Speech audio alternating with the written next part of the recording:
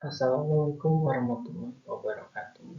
Perkenalkan, nama saya Randy Saputra dengan NPM 224111147 dari kelas Manajemen BSOB. Nah, pada kesempatan kali ini saya akan menjelaskan mengenai materi tentang statistika ekonomi di pertemuan 9 ini. Saya akan menjelaskan mengenai materi tentang uji normalitas. Nah, apa itu uji normalitas? Uji normalitas adalah merupakan sebuah uji yang nantinya akan dilakukan dengan tujuan tertentu. Nah, tujuannya ini biasanya digunakan untuk menilai seberapa banyak sebaran data pada sebuah kelompok data atau variabel. Nah, nantinya apakah sebaran data tersebut akan berdistribusi dengan normal atau tidak.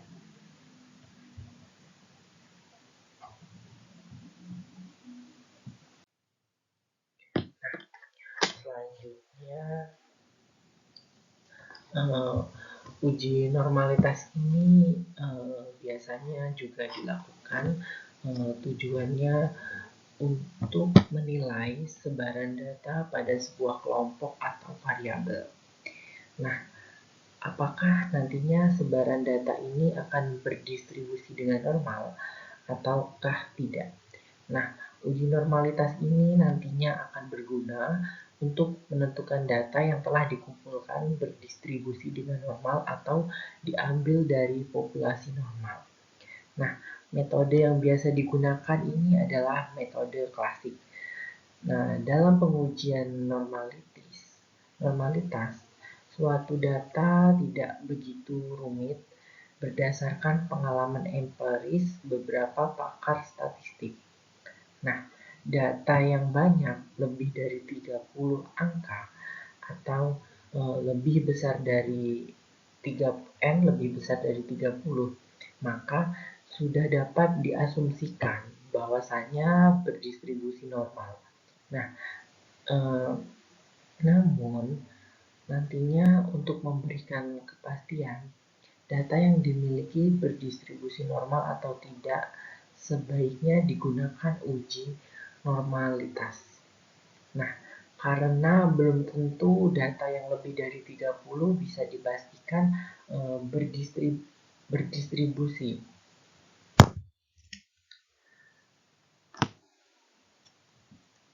Nah, karena belum tentu data yang lebih dari 30 bisa dipastikan berdistribusi, demikian sebaiknya data yang digunakan banyaknya kurang dari 30 belum tentu tidak berdistribusi. Nah, untuk itu perlu suatu pembuktian atau uji statistik yang nantinya dapat digunakan diantaranya adalah uji Chi-square. Nah, untuk slide selanjutnya, ini ada apa saja uji normalitas. Nah, biasanya secara umum dinyatakan bahwa normalitas ini dapat dinilai dengan berbagai cara.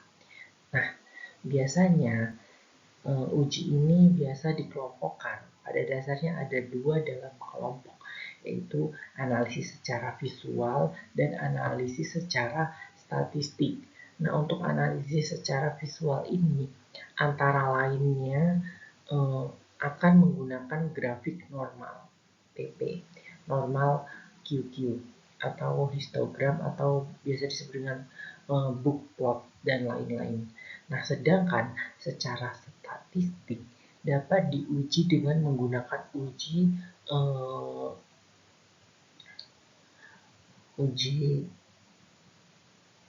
statistik lainnya untuk menilai normalitas. Nah, apa sih penyebab data tidak berdistribusi normal? Nah, penyebab data tidak berdistribusi normal adalah terutama adanya data ekstrim atau data pencilan yang biasa disebut dengan istilah outlier. Dengan adanya outlier tersebut, maka sebaran data bisa menjadi condong ke kiri atau condong ke kanan, di mana jika sebaran data ini kita nilai secara visual, misalnya menggunakan histogram, maka seharusnya data ini akan berdistribusi normal dan akan membentuk suatu sebaran seperti lonceng yang menggunakan ke atas.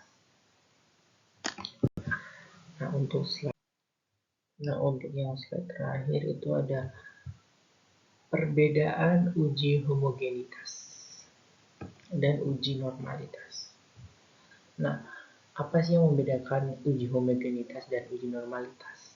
Nah, hal ini adalah dua jenis tes yang umum digunakan untuk menguji suatu asumsi data. Nah, nantinya uji homogenitas ini merupakan suatu syarat dalam statistik non-parametrik dan biasanya akan digunakan untuk mengetahui kedua kelompok atau lebih sampel berbeda memiliki distribusi nilai yang sama. Nah, hal ini memiliki artian setiap data akan memiliki karakteristik yang sama meskipun mendapat perlakuan yang berbeda.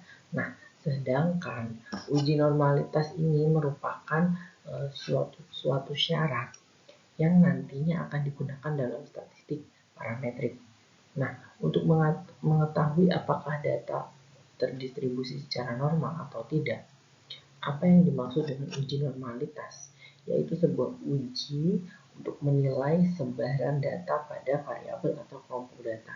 Apakah berdistribusi dengan normal atau tidak? Nah, jika data berdistribusi dengan normal, dapat diasumsikan bahwa data diambil secara acak dari populasi normal.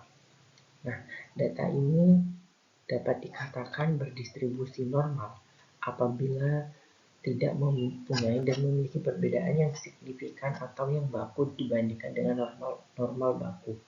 Nah, jika menggunakan uji statistik, misalnya menggunakan uji variabel, dikatakan berdistribusi normal jika nilai signifikannya lebih sama dengan 0,05.